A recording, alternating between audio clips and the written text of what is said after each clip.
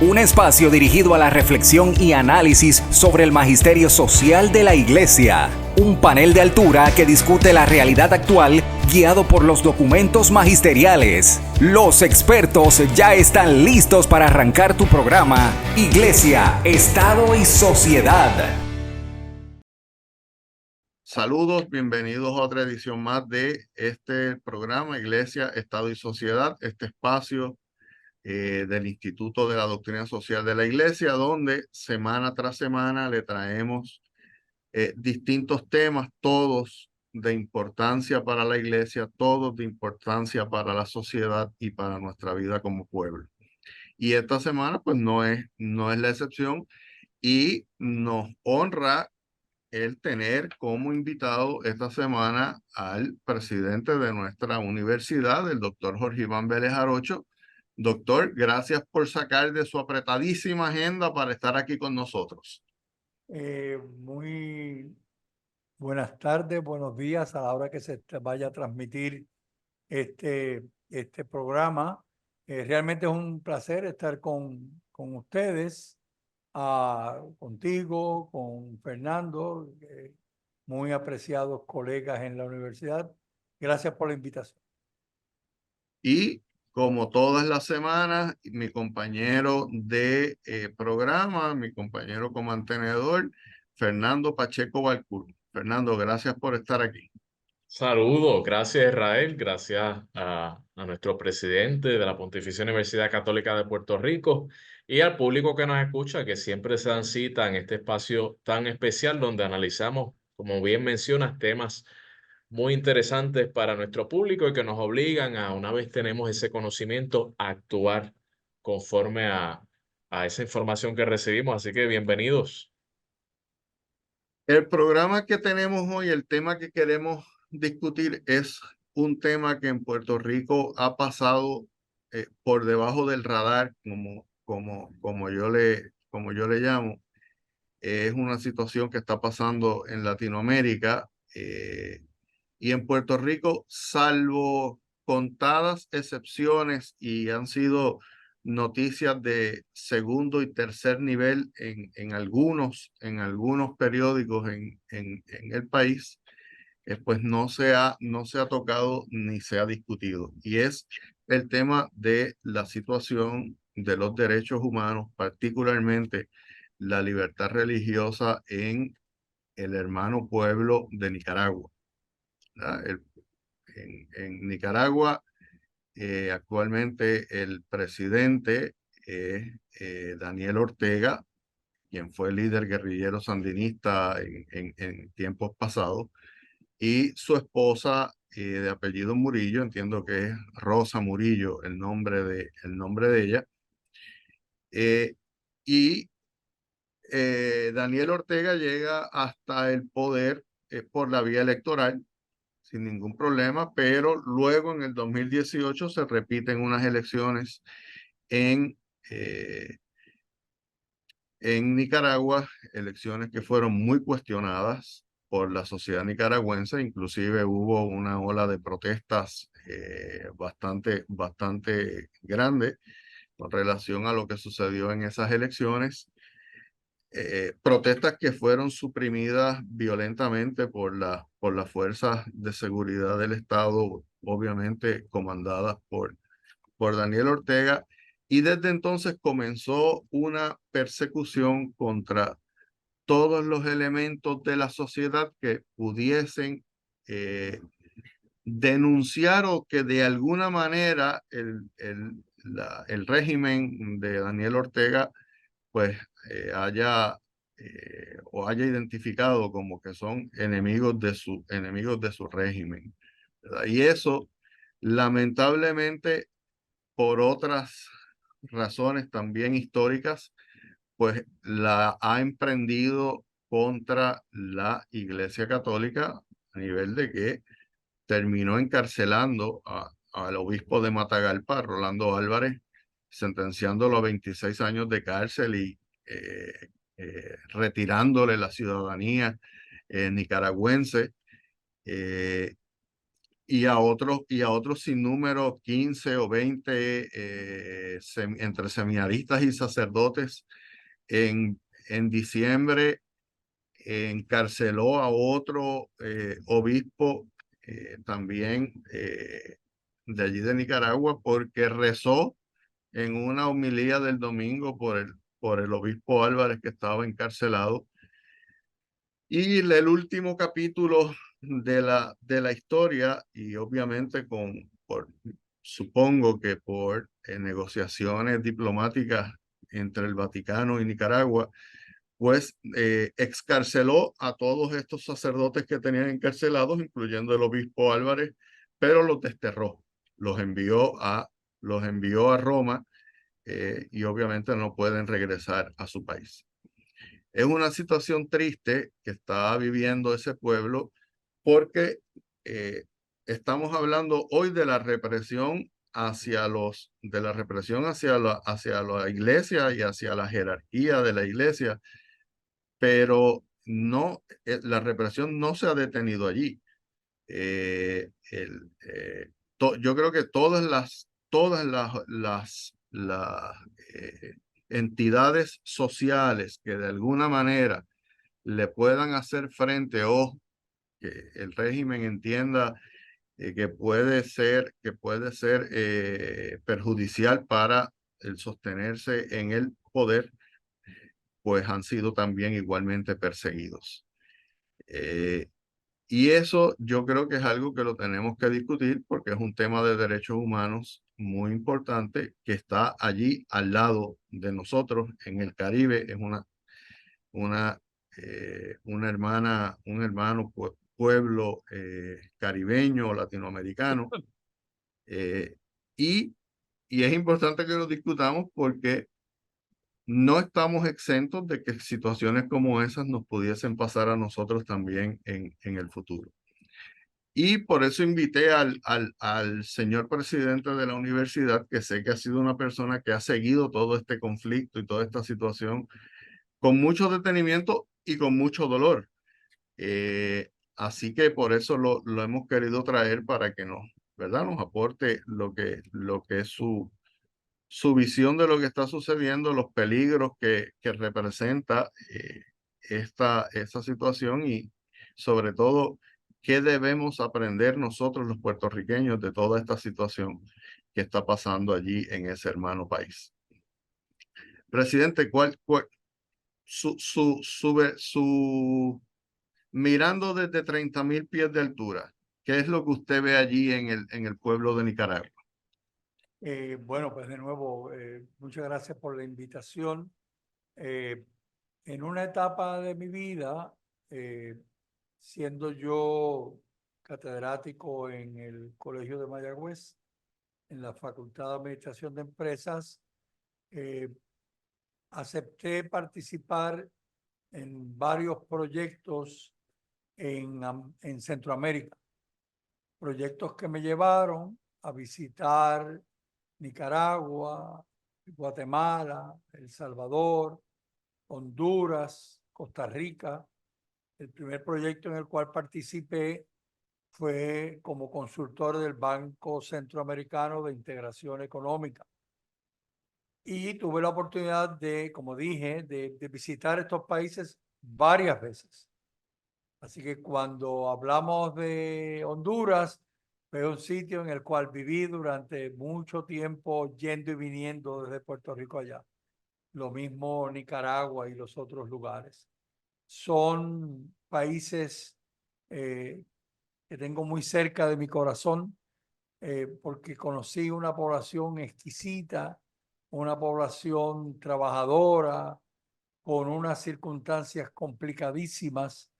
La guerra en Guatemala, por ejemplo, resultó en miles de muertos, miles de muertos. Pero cuando estamos hablando de miles de muertos, estamos hablando de más de 50,000 muertos. De hecho, proporcionalmente el número de muertos en Guatemala por la guerra fue mayor que el número de muertos en los Estados Unidos en la guerra de Vietnam. Entonces, es una zona, en mi caso particular, muy cerca de mi corazón. Algunos de estos países ahora mismo hace tiempo que no los he podido visitar, pero otros todavía he podido volver. El caso particular de Nicaragua me impacta mucho porque las universidades católicas en Nicaragua forman parte de la Organización de Universidades Católicas de América Latina. Por lo tanto, tengo vinculaciones muy cercanas con estas universidades y con el pueblo nicaragüense. Y el planteamiento inicial tuyo, Israel, yo creo que es un planteamiento importantísimo a recordar. Y es que esto que sucede en otros países no nos debe parecer lejano. Por dos razones. En primer lugar, porque lo que sucede en estos países no hay razón por la cual no pueda suceder en el nuestro. Y hay personas que dirían, mire, es que nuestro Estado de Derecho, nuestra situación política no va a permitir que eso ocurra. Bueno, pues eso me hace, cuando escucho esos comentarios, me hace pensar la situación que vivió el pueblo cubano cuando la revolución en 1959. Yo tengo queridos amigos cubanos que vivían en Cuba y se apoyaron la revolución del 1959. Y a la vuelta de 2 años estaban saliendo de Cuba desterrados. Estaban saliendo de Cuba exilados a tantos lugares del mundo. Yo, amigos queridos, sacerdotes que de la noche a la mañana los pusieron en un barco, monjas que salieron y los pusieron en un barco para enviarlas fuera de Cuba, para desterrar la presencia de las organizaciones religiosas. Así que mi primer comentario va a lo largo de lo que acabaste de plantear, Israel, de que estas situaciones no pueden ser ajenas. No pueden ser ajenas, en primer lugar, porque pueden suceder. Pueden suceder en nuestro país con consecuencias muy similares. Y en segundo lugar, porque aquí estamos hablando de los derechos humanos, los derechos a la asociación, los derechos a la libertad religiosa, los derechos a la expresión, los derechos a poder reunirse y expresar en qué uno cree y la posibilidad de poder disentir de lo que se plantea oficialmente. Entonces, es claramente una situación represiva de derechos humanos. Y donde se afecten los derechos humanos, todos debemos estar presentes para denunciar esta situación y que el pueblo nicaragüense entienda que no está solo, que hay un pueblo, otros pueblos hermanos que están disponibles para apoyarlos en este camino. Y un tercer elemento que cuando sigo esta situación en Guatemala, en Nicaragua, es si esto ocurre con la iglesia, que tiene tanto respaldo entre el pueblo, con obispos y sacerdotes, ¿qué puede ocurrir con el resto de la sociedad? Si esto hacen con estas personas, ¿qué no pueden hacer con otras personas? Y me pregunto yo si es una estrategia para intimidar. En otras palabras, si somos capaces de hacer esto con estas personas, dime tú lo que podemos hacer contigo. Y esa situación se ha vivido en muchos países de América Latina a lo largo de los años con los dictadores más cercanos a Puerto Rico. Nosotros vivimos la experiencia hasta el año 1961, principalmente con la dictadura de Rafael Leónidas Trujillo en República Dominicana. Lo que se ha escrito, lo que hemos vivido, lo que hemos estudiado sobre esa situación, de nuevo, represión, no atención a los derechos humanos, muertes, asesinatos, pues realmente ha sido muy duro. Yo cuando leí la noticia de que habían enviado, después de muchas conversaciones, me imagino, conversaciones complejas, a estos obispos y sacerdotes y seminaristas a Roma, me sentí aliviado pensando en los individuos, pero tengo que aceptar que la solución inmediata, importante, que bueno que se haya dado, implica el exilio de estas personas e implica que hay un pueblo nicaragüense que no le han permitido que sus pastores los acompañen. Así es, presidente, y ha provocado la situación de la represión en Nicaragua. Estuve leyendo de miles y miles de civiles que se han exiliado voluntariamente cruzando la frontera hacia Costa Rica, lo cual está creando ya una crisis humanitaria en Costa Rica también, porque no pueden manejar el influjo de nicaragüenses que están llegando, huyendo obviamente de la situación que están viviendo en su país, lo cual es otro problema adicional a la situación que se está viviendo. Fernando, Nosotros en la universidad tenemos una relación muy estrecha con universidades al sur de Texas. Para que tengan una idea, en el influjo de migrantes en el sur de Texas, en este momento ronda los 12,000 migrantes diariamente. Wow. Para que tengan una idea, mi pueblo de Lares tiene 24,000 habitantes. Es como si diariamente la mitad del pueblo de Lares saliera de Lares y llegara allí a las fronteras con lo poco que traen, o por no decir con nada que traen, porque lo único que traen es su persona y sus dolores de esta situación por la cual están pasando. Y luego son maltratados también al llegar a estos países buscando algo de calidad de vida. Bueno, y es que tú te pones a pensar, o sea, por el otro lado de la moneda, cómo cualquier país efectivamente podría manejar en sus fronteras la llegada de 12,000 personas diariamente. O sea, cómo humanamente, no estoy hablando, no importa lo poderoso que sea el país, no importa con sus puertas grandes abiertas que tenga, cómo uno físicamente maneja 12,000 personas que llegan diariamente a tratar de cruzar la frontera. Complicadísimo por demás. Fernando, ¿tienes alguna pregunta, alguna intervención? Sí, como muy bien diste ese pie forzado, Israel, de cómo esta situación tenemos que ser solidarios, tenemos que ser empáticos y del mismo modo tener presente que son situaciones que nos pueden suceder en nuestro país. Yo quisiera que el señor presidente nos abundara un poquito y al público que nos escucha de qué está alimentando esta dictadura, qué la mantiene vigente, qué la mantiene con tanto poder.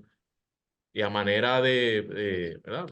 Para que el público tenga un poquito más de contexto, esta dictadura ha cerrado sobre 15 universidades, ha cerrado, entiendo que la Cruz Roja Internacional también la ha cerrado, la ONG del mismo modo.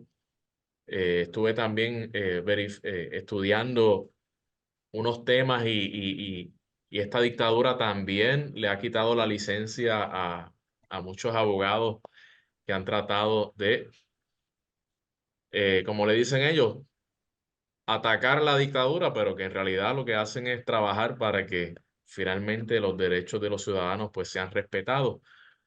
¿Qué es lo que nutre esta dictadura? Si nos puede abundar un poquito sobre eso y qué la mantiene vigente. Bueno, Amnistía Internacional, que es esta organización que ustedes conocen, sacó este año pasado un informe interesantísimo sobre la situación de Nicaragua. Erika Guevara Rosas, que es la directora para las Américas de Amnistía Internacional, dijo lo siguiente, y cito: en esta nueva ola de violaciones de derechos humanos, Daniel Ortega está pretendiendo sustituir la prisión injusta de quienes levantan la voz y defienden derechos. Y la ha sustituido por el exilio forzado, despojando cruelmente de derechos de cientos de nicaragüenses y reforzando su política de terror y represión para aniquilar cualquier disidencia. Y ahí están claves para la respuesta a la pregunta de Fernando. En un momento de la historia, las personas llegan al poder con el voto de la población. Como pasó en Cuba, las personas que llegaron y votaron a favor de la revolución porque creyeron en lo que se planteó. Y en un corto periodo de tiempo, entonces lo que era una propuesta de revolución, una propuesta de la nueva primavera, se convirtió en un proceso de violación de derechos humanos, en una situación de llevar a prisión a quienes levantan la voz, a quienes defienden los derechos, al exilio forzado. Entonces se volvió una situación de violencia contra la población. Hay que recordar, por ejemplo, hoy, en el 2024, hay personas en el mundo, aunque uno no lo crea, que insisten que el holocausto no ocurrió contra los judíos. O sea, que esos 6 millones de personas que se documenta que fueron aniquiladas, que no ocurrió. Yo tuve la oportunidad de estar de visita en estos campos de concentración en Alemania.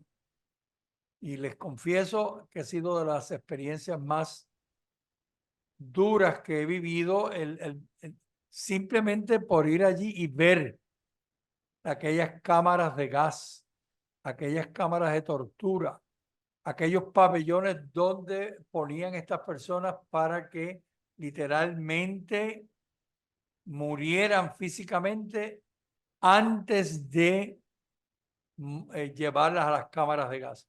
Y digo físicamente porque muchos de ellos ya estaban muertos espiritualmente, ya estaban muertos psicológicamente. Solamente faltaba que murieran físicamente. Como parte de esa visita, tuve la oportunidad de ir a visitar donde estuvo quien hoy es el santo Maximiliano Kolbe, donde lo pusieron en un cuartito que tenía unos 3 pies de ancho por 3 pies de largo por 6 pies de alto.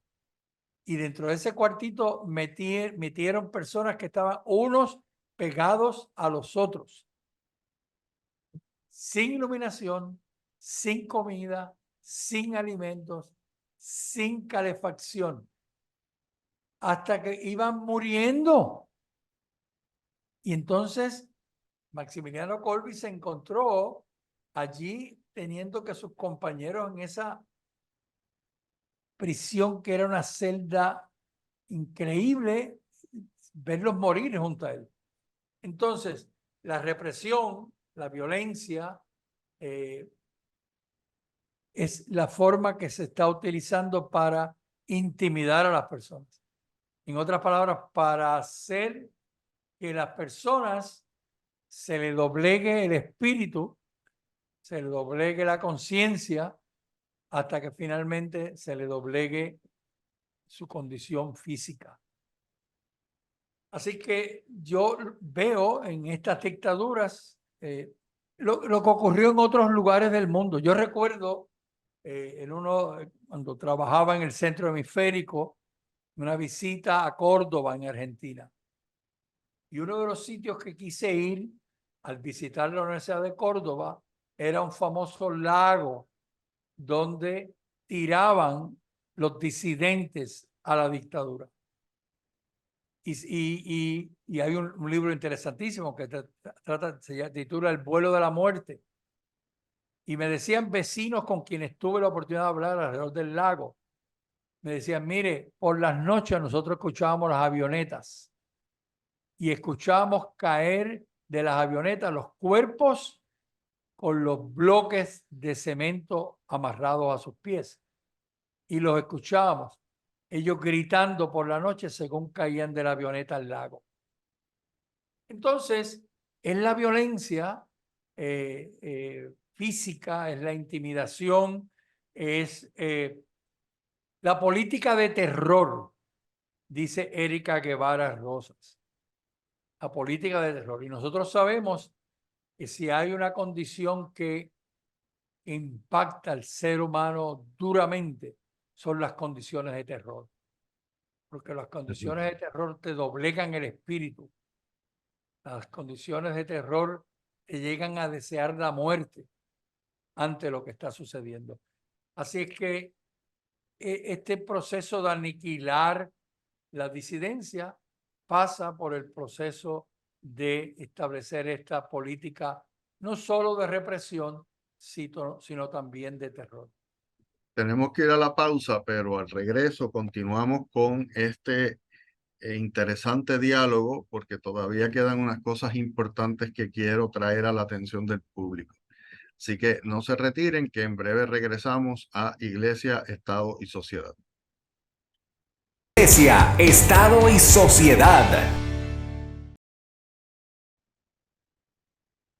Saludos, bienvenidos al segundo segmento del programa Iglesia, Estado y Sociedad.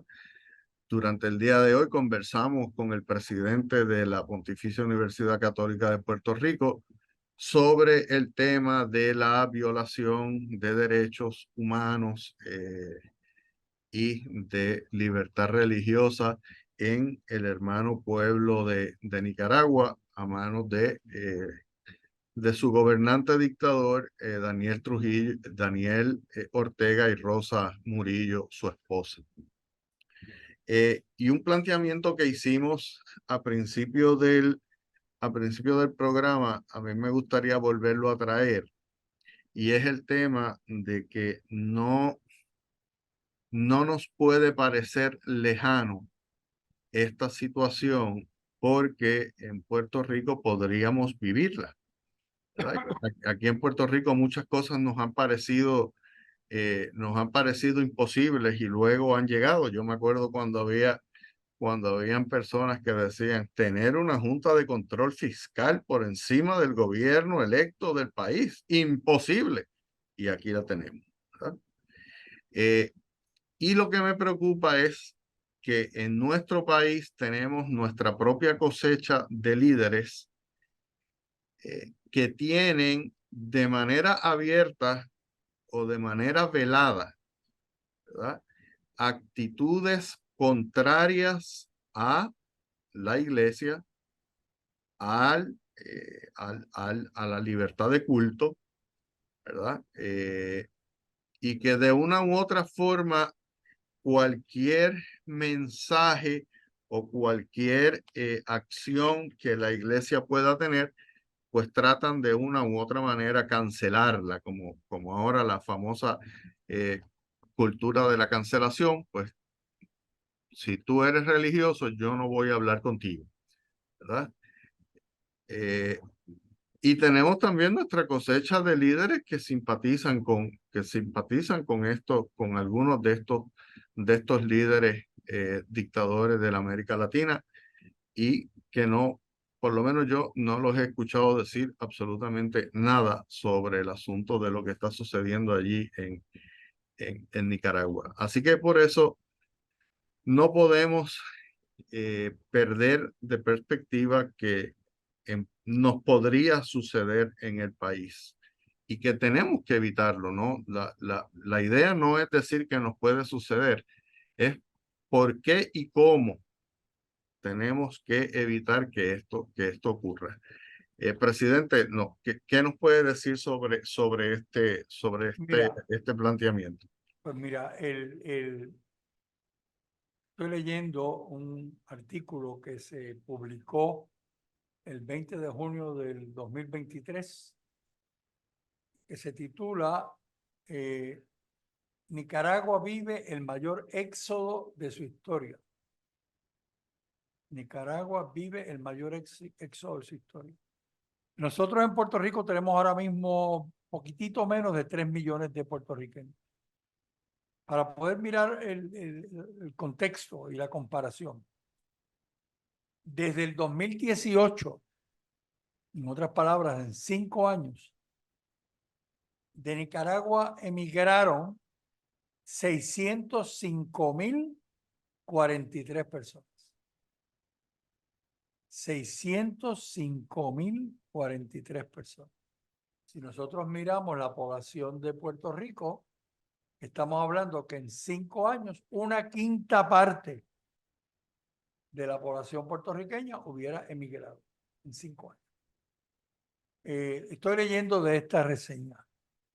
Dice, la crisis que atraviesa Nicaragua desde abril de 2018 ha provocado el mayor éxodo de su historia, superior incluso a la década del 80, cuando en el país se libró una guerra civil que dejó decenas de miles de muertos.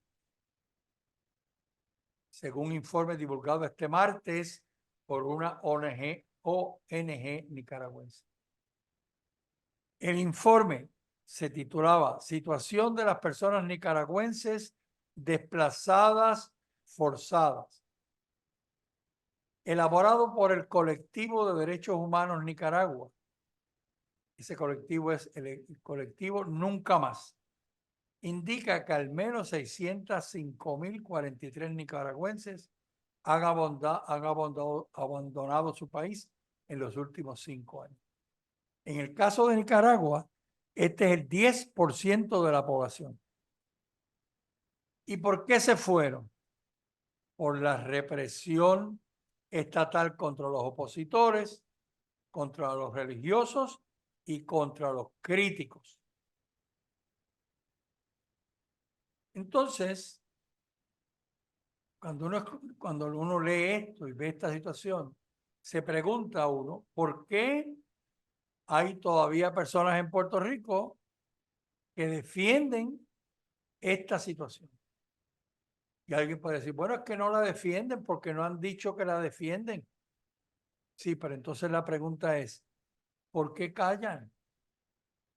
¿Por qué hay evidencia gráfica de estas personas en unión a estos dictadores? Y entonces uno podría decir, bueno, porque lo que pasa es que eso ocurrió hace mucho tiempo y ahora no piensan de la misma manera. ¿Y por qué no han rectificado? Entonces, aquí hay un peligro importante, no solo por la situación de Nicaragua. Yo creo que el riesgo que ahora mismo nosotros en Puerto Rico, uno de los riesgos que tenemos importantes es cómo nosotros miramos la situación de fracturación del país. Cuando yo miro la situación de Puerto Rico, política, social, económica, veo un país fracturado y veo un país en el cual hay lideratos que quieren apuntar a cómo fortalecer esa fractura. Y su propuesta es, si consigo que el país se fracture, entonces conseguiré que mis propuestas tengan éxito. Entonces, la situación complicada del país necesita que haya un país unido.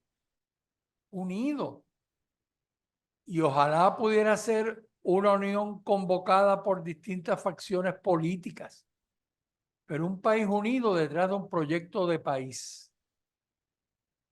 Pero el riesgo que veo es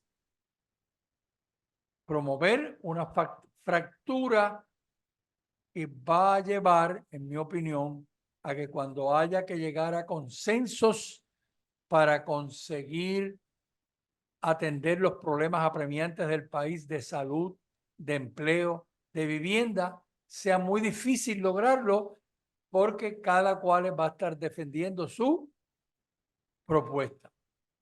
Cada cual va a estar defendiendo su ideal. Hay personas que me dicen, mire, lo que pasa es que esa es la democracia.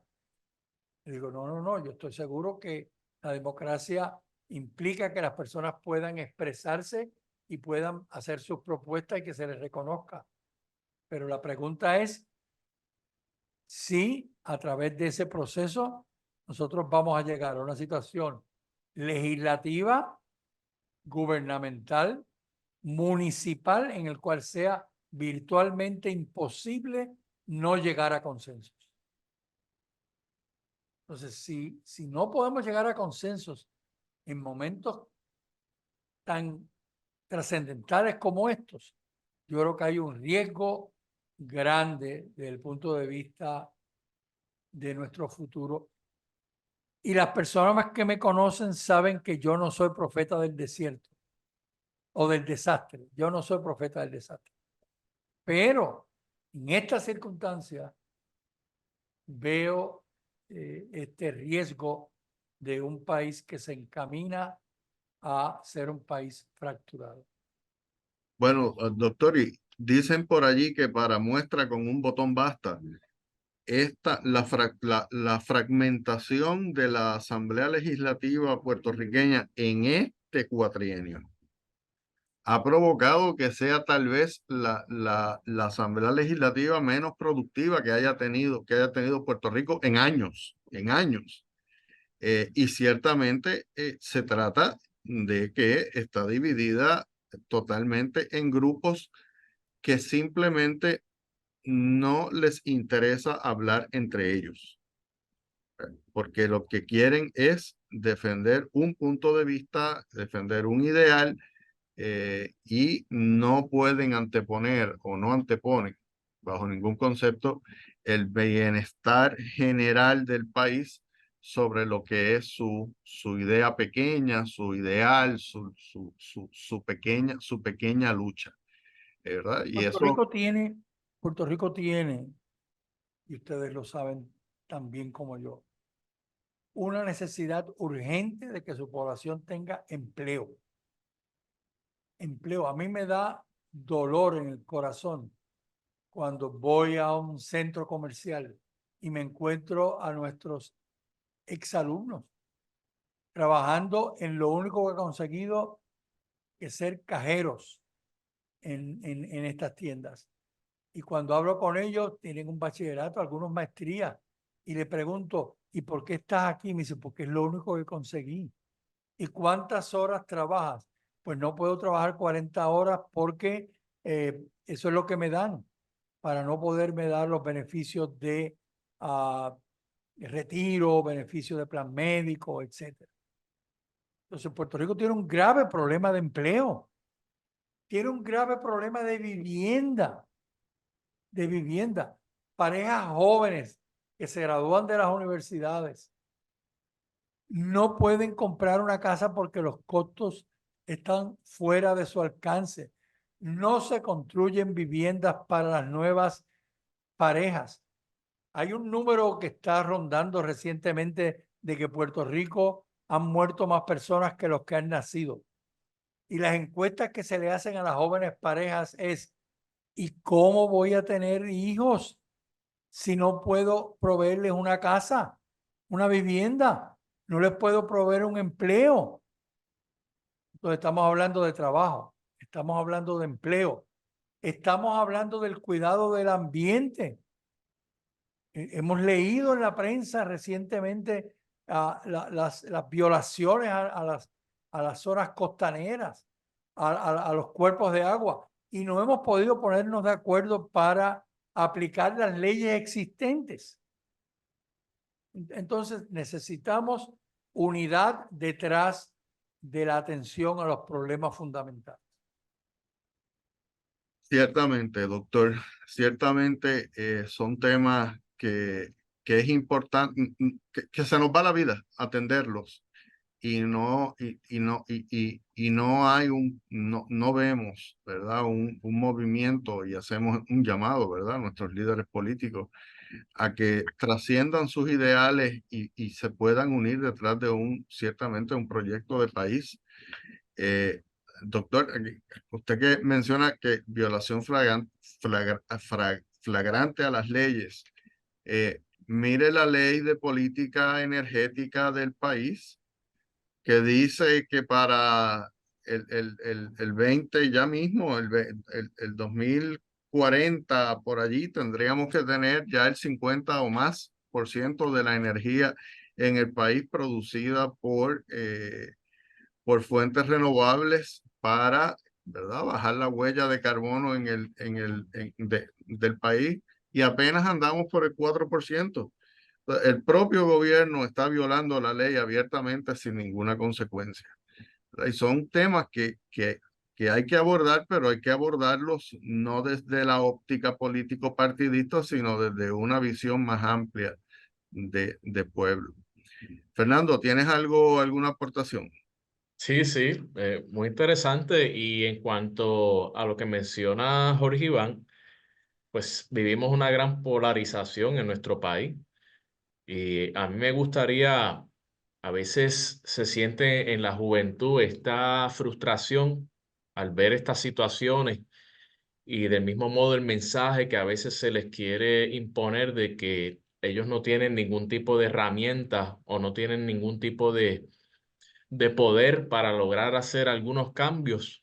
Entonces me gustaría si Jorge Iván nos puede dar algunas claves, sobre todo para los jóvenes que nos escuchan y los que tienen un poquito más de experiencia, de por dónde podemos comenzar al día a día en nuestro entorno particular, algunas claves. Nosotros a veces le llamamos en el programa algunas tareas, ¿no? O asignaciones para que el público se lleve y pueda romper esa frustración y sentirse con ese ánimo, con esa importancia de que sí se pueden lograr esos cambios que todos queremos si cada cual va implementando algún tipo de acción en su vida. Mira, Fernando, y gracias por esa pregunta. Yo destacaría tres claves. La primera, que es un mensaje al cual yo le he dedicado literalmente mi vida profesional. Literalmente mi vida profesional desde que comencé como profesor universitario en el año 1972. Y es un mensaje que no solamente lo he llevado a mis estudiantes, lo he llevado a las comunidades. Cuando mi esposo y yo fuimos asesores por 35 años de grupos de jóvenes con la pastoral juvenil, con la Juventud de la Acción Católica, era lo que insistíamos continuamente. Era que sigan estudiando, valoren la educación. La educación es la gran herramienta para el crecimiento personal. Hoy en día, desafortunadamente, la educación está en algunos ambientes muy subvalorada. Y a veces al conversar con jóvenes me doy cuenta que les está empezando a corroer en su espíritu si la educación tiene valor. Y le insisto una y otra vez, tiene un gran valor. No solo para el desarrollo profesional y para la posibilidad de que haya alguna movilidad social en el futuro, sino para su formación como individuo. El individuo educado es el individuo que tiene, en mi opinión, mayor capacidad de ser libre, particularmente si la educación ha sido liberadora. Por lo tanto, el primer elemento, educar. Y hay que insistir a tiempo y destiempo en los jóvenes educar. Y hay que proveerles oportunidades para que se eduquen. Y si les es difícil educarse porque trabajan, pues hay que poner clases por las noches y hay que poner clases los sábados y hay que poner clases a distancia. Pero educar, un primer elemento. El segundo elemento, que también está un poco más recientemente, veo yo, infravalorado, que fue un elemento importante en Puerto Rico, es el trabajo comunitario. Que las personas entiendan la importancia de unirse comunitariamente a través de su comunidad social, a través de su comunidad religiosa, a través de su comunidad política, pero hay que participar. Es terrible cuando en una sociedad las personas no participan y se vienen a las gradas a criticar. No, hay que criticar desde la arena, desde el trabajo, desde la comunión con los que tratan de lograr el cambio. Y en tercer lugar, y lo mencionaba Fernando hace un momento atrás, hay que recordar que, y esto lo digo particularmente para los cristianos, pero para la población en general, pero para los cristianos en particular, tenemos razones para la esperanza. Tenemos razones para la esperanza. Cuando miramos la historia y miramos la épica por la cual hemos vivido, digamos, en Puerto Rico, nosotros hemos pasado a lo largo de la historia por situaciones muy difíciles y las hemos superado. Pero yo estoy convencido que si uno quiere destruir una sociedad, destrúyale la esperanza. Crea en esa sociedad y en esos jóvenes que no hay futuro. Porque si no hay futuro, ¿qué me queda? Yo recuerdo en una visita a Madrid hace unos años atrás, estaban unas manifestaciones grandes allí en la Plaza del Sol, en Madrid, y tenía un joven un letrero que le pedí permiso para fotografiarlo y me permitió hacerlo, que decía el letrero: no tengo posibilidades de una educación, no tengo posibilidades de una vivienda, no tengo posibilidades de un empleo. ¿Qué me queda? Entonces, no le queda porque no hay esperanza, no hay futuro. Cuando miran hacia el futuro, dice, no puedo tener una educación, no puedo tener un empleo, no puedo tener un sistema de salud que me permita tener una salud física adecuada. Entonces, hay que trabajar desde la acción, por supuesto, posibilitando la esperanza. En esta reunión a la cual asistí en septiembre con el Papa Francisco, que tenía como título Organizar la Esperanza, nos planteó el Papa los católicos, las universidades, los no católicos, porque allí estábamos de todas las instancias universitarias. Ustedes tienen la capacidad de organizar la esperanza, no de hablarla, no de hablarla. Hay que hablarla, pero hay que organizarla. Entonces, hacer acciones que permitan que la esperanza se haga realidad es el tercer elemento que quería destacar. A mí me parece que uno de esos, para poder organizar la esperanza, un ejercicio que tenemos que hacer es vivir verdaderamente una cultura del encuentro, como nos ha pedido el Papa Francisco tantas veces. Que se quede en un eslogan muy bonito para muchas personas, ¿verdad? Una cultura del encuentro, pero realmente estamos viviendo una cultura del encuentro. Realmente estamos escuchándonos. Realmente estamos valorando lo que mi prójimo me tiene que decir y cuál es su idea, aunque yo no la comparta necesariamente, ¿verdad? Digo, y el Papa Francisco ha sido más que un ejemplo en este sentido. Ha hablado con gente de todos los credos, de todas las ideologías políticas, personas que lo apoyan, personas que no lo apoyan. y él siempre ha tratado de comunicarse y de entender a su interlocutor, y a eso es a lo que él nos llama. Entonces, yo creo que por ahí es que va, o por ahí debemos comenzar, desde nuestras comunidades, desde nuestras familias, ¿verdad? Comenzar a vivir verdaderamente esa cultura del encuentro y el empezar a escucharnos y a valorar lo que el otro tiene que decir, aunque no necesariamente yo lo comparta, ¿verdad? Yo tuve la oportunidad este fin de semana pasado de ir a un sitio que no había ido en Puerto Rico. Había escuchado hablar de él y no había ido. En Carolina, el Museo del Niño. Yo no lo conocía, el Museo del Niño, se lo confieso. Y este sábado estuve casi más de 5 horas allí en el Museo del Niño y les confieso que salí impresionado de lo que vi. De hecho, le estoy escribiendo al alcalde felicitándolo por ese proyecto. 3 elementos quisiera destacar. Es un proyecto, primero, extremadamente bien diseñado, organizado y ejecutado.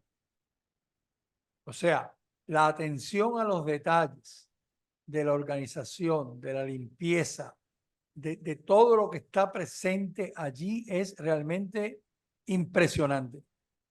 Segundo, a unos precios realmente accesibles a las personas que asisten allí. Había tanto y tanto joven y cuando uno los miraba yo decía, estas personas tienen la oportunidad de asistir a algo que tendrían que ir a otros lugares del mundo para participar de ello y verlo. Entonces, aquel sitio estaba lleno de niños, de jóvenes y de adultos. Y en tercer lugar, se respiraba esperanza. Se respiraba que, ¿sabes qué? En Puerto Rico somos capaces de hacer las cosas bien. La gente dice, no, es que si tú vas a tal lugar, mira lo que vas a ver. Ve al Museo del Niño en Carolina. Ve al Museo del Niño en Carolina y te das cuenta y dice, nosotros los puertorriqueños somos capaces de hacer las cosas buenas. Los alemanes dicen que si tú quieres saber cómo vive una familia, ve a sus baños en las casas. Tú vas a los baños del Museo del Niño, impecables, impecables, con personas a la entrada y para enseguida algo está sucio, limpiarlo y recogerlo. Entre las personas que asisten y dan ayuda, jóvenes en sillas de ruedas. No es cuestión de darle oportunidades a los discapacitados. Estaban allí con conocimiento. Entonces, en todas las personas que te encuentras, te transmiten que las cosas se pueden hacer bien. Así que tenemos ejemplos en Puerto Rico. Hay que buscarlos, hay que destacarlos y hay que recordar que las cosas pueden ser diferentes. Se puede organizar la esperanza. Eso es así. Lamentablemente nos ha traicionado el tiempo, se nos ha terminado el tiempo que tenemos para el programa. Doctor Vélez Jarocho, le agradecemos profundamente esta conversación que hemos tenido aquí, que sé que debe haber sido muy iluminadora para nuestro público. Fernando, ¿algún comentario para cerrar ya el programa? Sí, del mismo modo, muchas gracias a Jorge Iván por acompañarnos. Un tema muy interesante que exhortamos al público a mantener esa esperanza vigente y del mismo modo a actuar, a salir a veces de estas zonas de comodidad que a veces caemos todos y cada uno de nosotros, a despertar, porque Puerto Rico tiene mucho espacio para crecimiento, para que nos unamos en comunidad. Así que yo creo que ese es el llamado. Muchas gracias a todos. Gracias a ustedes por invitarme. Y ciertamente un Puerto Rico mejor es posible. Sí, claro. Con esto despedimos nuestro programa. Los esperamos la próxima semana en otra edición más de Iglesia, Estado y Sociedad. Que pasen muy buen día. Buen día. Iglesia, Estado y Sociedad es una producción del Instituto de Doctrina Social de la Iglesia de la Pontificia Universidad Católica de Puerto Rico. Tienes una cita la próxima semana a esta misma hora, porque el análisis y la reflexión continúan. Iglesia, Estado y Sociedad, una producción de la Pontificia Universidad Católica de Puerto Rico.